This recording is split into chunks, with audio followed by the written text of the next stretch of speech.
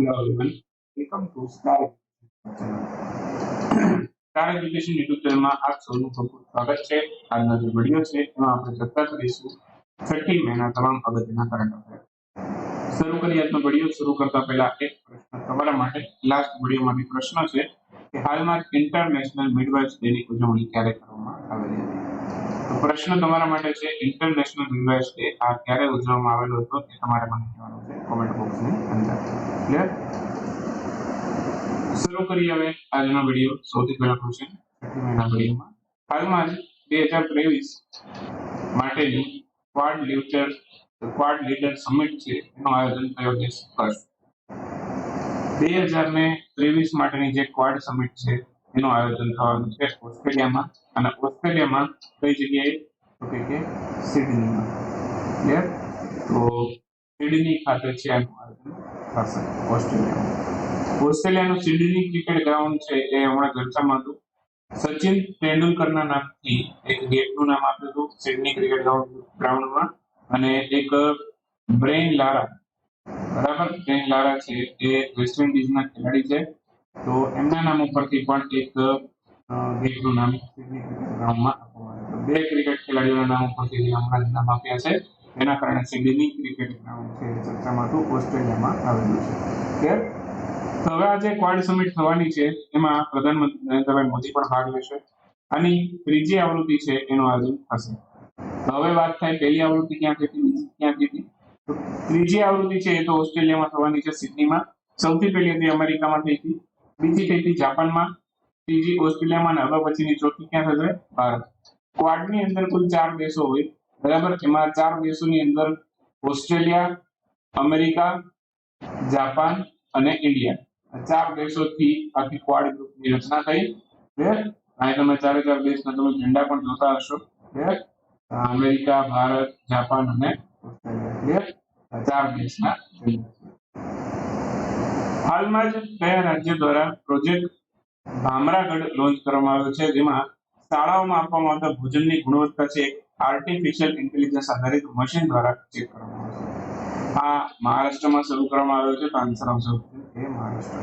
હાલમાં જ મહારાષ્ટ્રમાં પ્રોજેક્ટ ભામરાગઢ લોન્ચ કરવામાં આવ્યો છે, જે શાળાઓની અંદર જે ભોજનની ગુણવત્તા છે એ તપાસવા માટે આર્ટિફિશિયલ ઇન્ટેલિજન્સ આધારિત એક મશીનનો ઉપયોગ કરશે. ક્લિયર? એક ઓડિશામાં પણ સ્કૂલનો પણ ચર્ચામાં રહ્યો હતો. ઓડિશામાં 5T સ્કૂલ પરિવર્તન થયેલ છે, એનું ત્રીજું ચરણ લોન્ચ કરવામાં આવ્યું હતું, બરાબર. તો ખાલી 5T સ્કૂલ પરિવર્તન થયેલ છે, કયા રાજ્યની છે તો યાદ રાખજો. બાકી મહારાષ્ટ્રની વાત આવી છે, મહારાષ્ટ્રના મુખ્યમંત્રી એકનાથ શિંદે છે, રાજ્યપાલ રમેશ બેસ છે.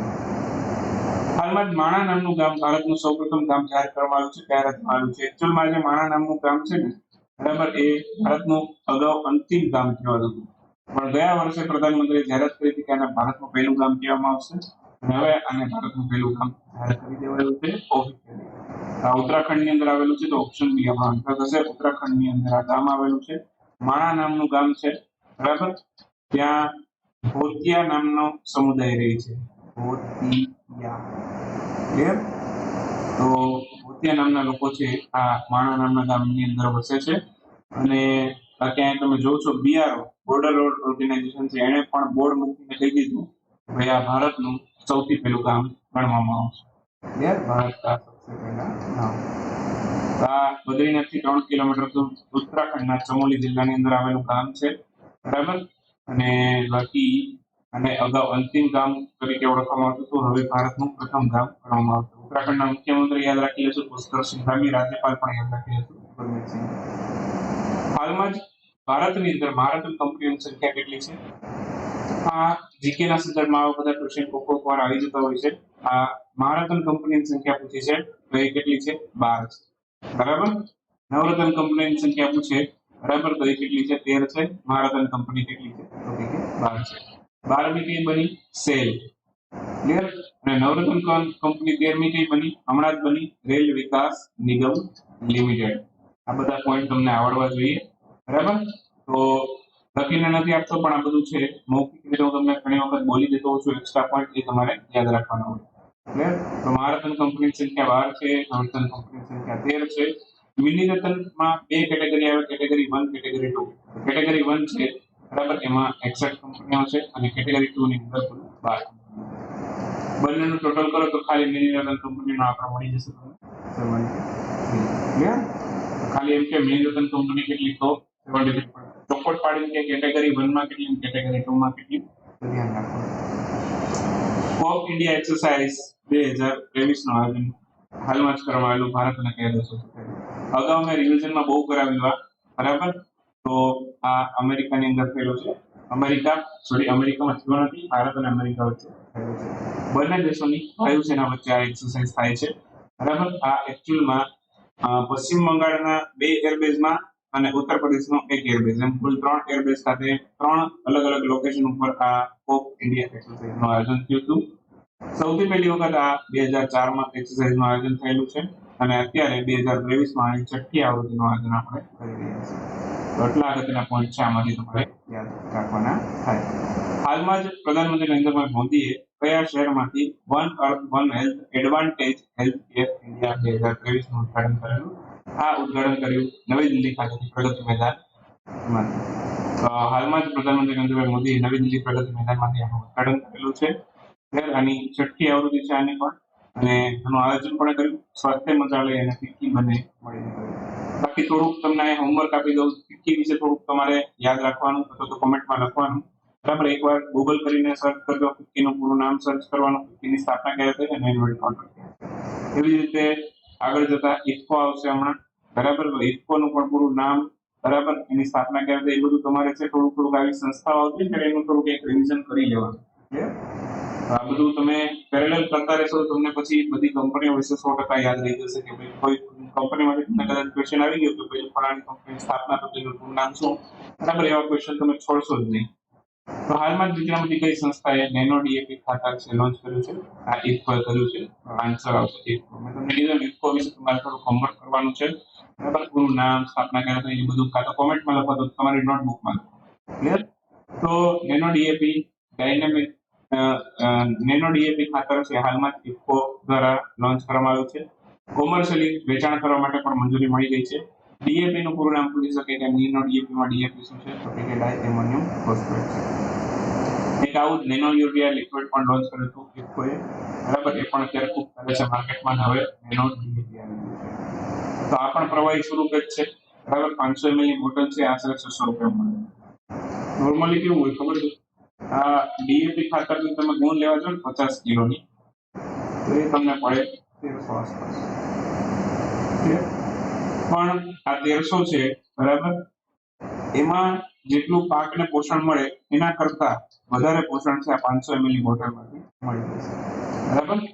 તો આ નેનો યુરિયા લિક્વિડ અને નેનો ડીએપી હવે ખૂબ આવનારા દિવસોની અંદર છે માર્કેટમાં ધૂમ મચાવશે. ક્લિયર? અને બાકી આનું ઉત્પાદન ક્યાં થશે? તો યાદ રાખજો 3 સ્થળોએ આનું ઉત્પાદન થશે. આઈ થિંક 100% ક્વેશ્ચન આવે છે. આ મારી દ્રષ્ટિએ મોસ્ટ ઇમ્પોર્ટન્ટ ક્વેશ્ચન છે. જીપીએસસી માં તો 100% તમે પ્રશ્ન જોશો, તલાટીમાં પણ આવી શકે. તલાટીના તો જો કે પેપર નીકળી ગયા હશે, પણ જો આવનારી બીજી કોઈ એક્ઝામ હશે, જેમ કે હવે ટાટના ફોર્મ ભરાય છે, બરાબર? આસિસ્ટન્ટના ફોર્મ આવે છે અત્યારે, આ બધામાં બધા ક્વેશ્ચન આવી શકે છે. તો ડીએપી નું નિર્માણ છે ગુજરાતમાં 2 સ્થળોએ થશે, એક તો કલોલ અને કંડલા, બરાબર? બાકી ઓડિશાનું પેરાદીપ ખાતે પણ શું કે ઉત્પાદન કરવામાં આવશે. 3 લોકેશનમાં થશે. કયા રાજ્યમાં 3 નવા વન્યજીવ સંરક્ષણ રિઝર્વ જાહેર કરવામાં આવ્યા? આ રાજસ્થાનમાં કરવામાં આવેલા છે. તો આન્સર આવશે રાજસ્થાન. ઓપ્શન ચેન્જ કરવા રહ્યા છે. હાલમાં જ રાજસ્થાનમાં 3 નવા વન્યજીવ સંરક્ષણ રિઝર્વ જાહેર કરવામાં આવ્યા છે. કયા કયા છે? એક તો છે સોરસન, જે બરનમાં આવેલું છે. બરન છે એક પ્રકારનું રણ છે. કિચન છે જોધપુરમાં આવેલું છે, અને અમીરગઢ ભીલવાડામાં આવેલું છે. તો 3 નવા સંરક્ષણ રિઝર્વ જાહેર કર્યા છે. કુલ આ સાથે સંરક્ષણ રિઝર્વની સંખ્યા રાજસ્થાનની અંદર થઈ ગઈ 26. બાકી મુખ્યમંત્રી અશોક ગેહલોત છે, રાજ્યપાલ કોણ છે? 1959 નો રામન મેગ્સેસે પુરસ્કાર 64 વર્ષ બાદ છે નીચેનામાંથી કોને આપવામાં આવ્યો? આ પુરસ્કાર જાહેર કરવામાં આવ્યો હતો 1959 માં, પણ હજી સુધી આપવામાં નહોતો આવ્યો. આ કોને આપવામાં આવ્યો? અત્યારે દલાઈ લામાને આપવામાં આવ્યો. હાલમાં જ મળ્યો છે દલાઈ લામાને. તો 64 વર્ષ બાદ એમને આ દલાઈ લામાના પુરસ્કારથી સન્માનિત કરવામાં આવ્યો છે. એકચ્યુઅલમાં રોમન મેગ્સેસે પુરસ્કારની શરૂઆત જ 1957 માં થઈ હતી. 2 વર્ષ બાદ એમને મળ્યો હતો, પણ હજી સુધી આપવામાં આવેલો નહોતો દલાઈ લામાને. દલાઈ લામા હું તમને કીધું એક પ્રકારનો હોદ્દો છે, બરાબર? લદ્દાખની અંદર ને એ બાજુ. તો હાલમાં જ આ દલાઈ લામાને પુરસ્કાર મળ્યો છે. બાકી પુરસ્કાર વિશે થોડીક વાત કરી દઉં. રમન મેગ્સેસે પુરસ્કાર છે 2017 આસપાસ છે રવીશ કુમારને પણ મળ્યો હતો. ભારતના દિગ્ગજ પત્રકારમાંથી એક છે. એશિયાના નોબેલ પ્રાઇઝ તરીકે પણ આને ઓળખવામાં આવે છે. ફિલિપાઇન્સના રાષ્ટ્રપતિનું નામ ઉપર આ પુરસ્કારનું નામ આપેલું છે. આ પુરસ્કાર ફિલિપાઇન્સ સરકાર જાહેર કરે છે. શરૂઆત 1957માં international Chernobyl disaster remembrance day દર વર્ષે ક્યારે ઉજવાય છે? 24 એપ્રિલ હોય છે ચેર્નોબિલ ડિઝાસ્ટર રિમેમ્બરન્સ. આ શું થયું? 26 April 1986 Chernobyl nuclear power plant છે બ્લાસ્ટ થયો. અને આવી ઘટના બીજી વાર ઇતિહાસમાં ના બને માટે આ યાદ કરવામાં આવે છે આ દિવસને. અને ચેર્નોબિલ ન્યુક્લિયર પાવર પ્લાન્ટ કયા દેશમાં છે એવો પણ ક્વેશ્ચન આવે તો યાદ રાખવું. હ્યુન્ડાઈ તીરંદાજી વિશ્વ કપ સ્ટેજ 1 માં મેડલ ટેબલમાં ભારત કેટલામાં સ્થાને છે? ભારત બીજા સ્થાને છે. પહેલા ક્રમમાં અમેરિકા છે. અહીં તમે જોવો છો અમેરિકાનું સ્થાન પહેલું છે. 2 ગોલ્ડ 2 સિલ્વર સાથે પહેલા સ્થાને છે. ભારતે પણ 2 ગોલ્ડ 1 સિલ્વર અને 1 બ્રોન્ઝ એમ કુલ 4 મેડલ જીત્યા. અમેરિકાએ પણ 4. ગોલ્ડ બંનેના સરખા છે તો સિલ્વર ઉપરથી મેડલ ટેબલ નક્કી થાય. તો સિલ્વર અમેરિકા પાસે 2 છે, ભારત પાસે 1 છે અને બ્રોન્ઝ છે ભારત પાસે. ક્લિયર?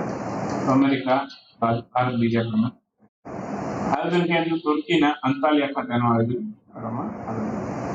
બસ અહીંયા આપણો વિડીયો સમાપ્ત કરીએ. બાકી હાઈકોર્ટ ડિવાઇસોની કોર્સનો આવતીકાલે છેલ્લો દિવસ છે. બરાબર? તમારી આવતીકાલ પછી પ્રાઇસ વધી જશે. બરાબર? અત્યારે 2499 રૂપિયા પ્રાઇસ છે. એપ્રોક્સિમેટલી 2500 રૂપિયા કહી શકો તમે આને. 2500 રૂપિયામાં તમને હાઈકોર્ટ આસિસ્ટન્ટનો આખો સિલેબસ કવર કરાવી દેવામાં આવશે. બરાબર? અને કેવા ક્વેશ્ચન પૂછે છે આપણને એવો બોર્ડ અનુભવ છે એ બાબતમાં. તો ક્વેશ્ચન પેપર ઇંગ્લિશમાં હશે, લેવલની તૈયારી તમને કરાવીશ. ક્લિયર? તો અત્યારે ગુજરાતી વ્યાકરણ છે ઓલમોસ્ટ 50% ઉપર કમ્પ્લીટ થઈ ગયું છે. સાથે સાથે જીકેની સિરીઝ અત્યારે પેરેલલ ચાલે છે. અગત્યના દિવસોના બધા જ વિડીયો છે મેં અત્યારે અપલોડ કરી દીધા છે. ક્લિયર? અને બાકી કમ્પ્યુટર, બરાબર, કમ્પ્યુટર તમારા માટે છે. અત્યારે હું તમને ગુજરાતી લેંગ્વેજની અંદર સમજાવીશ. ક્લિયર? તો કમ્પ્યુટરના ક્વેશ્ચન છે, બરાબર, એ એની જે ટેસ્ટ સિરીઝ હશે, ટેસ્ટ સિરીઝની અંદર કમ્પ્યુટરના ક્વેશ્ચન ઇંગ્લિશમાં હશે. પણ જે અત્યારે કમ્પ્યુટરનો વિષય હું તમને સમજાવીશ, બરાબર, એ થોડુંક ગુજરાતી ઇંગ્લિશનું મિક્સિંગ હશે. સમજાય છે? પરંતુ એમાં ટેસ્ટની અંદર જે ક્વેશ્ચન આવશે એ બધા ઇંગ્લિશમાં જ હશે. બરાબર? અને હું સાથે સાથે તમને વિડીયોમાં પણ થોડું એ બાબતનું કહેતો રહીશ. ખ્યાલ આવે છે? તો કમ્પ્યુટર છે ટૂંક સમયની અંદર પૂરું થઈ જશે.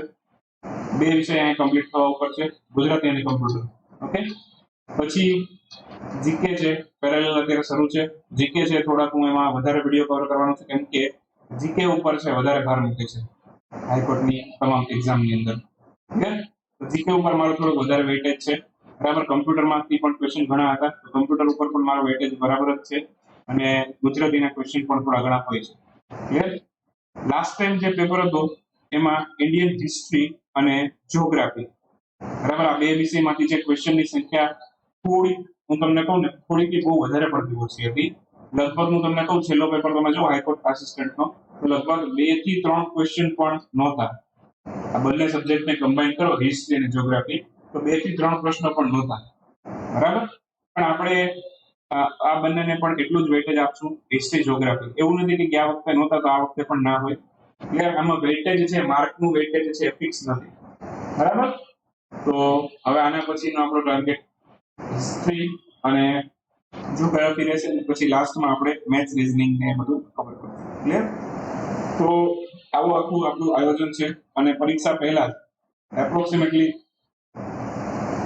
જૂન મહિનામાં એક્ઝામ છે તો જૂન મહિનાના સ્ટાર્ટિંગના 10 જૂન સુધીમાં આખો સિલેબસ મારો કવર થઈ જાય એવો મારો ટાર્ગેટ રહેશે. પછી આપણે ટેસ્ટ સિરીઝ અપલોડ કરતા રહેશું. ક્લિયર? તો જેમને પણ ઈચ્છા છે વહેલી તકે આ કોર્સની અંદર જોડાઈ જાય. 2499 રૂપિયા પ્રાઇસ છે. ડેઈલી લેક્ચર મૂકવામાં આવશે તમારા માટે. બરાબર? તો મળીએ હવે નેક્સ્ટ વિડીયોમાં નવા કરંટ અફેર સાથે. ત્યાં સુધી રજા લઈએ. આવજો. Bye bye. Good night.